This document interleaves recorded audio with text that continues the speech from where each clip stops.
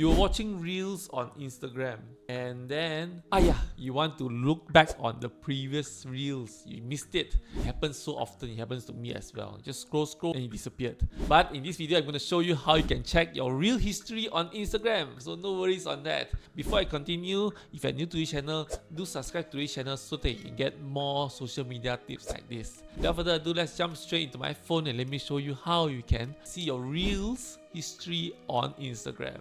Let's go.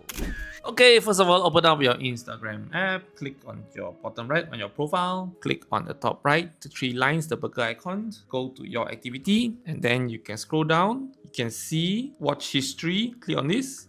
And these are the videos you have watched, the history of the videos that you have watched. You can even filter it accordingly, all days, all author, select, and things like that, even to delete them. So next time you've forgotten what you watched and you want to see again, this is where you find it. This is a very good feature. Finally, we get to see our watch history, our Reels history. Well, I hope this is helpful for you. If you like what I share, do give me a like and subscribe to this channel so that you can get more social media tips like this. Thank you so much for watching and I see you next time. Goodbye.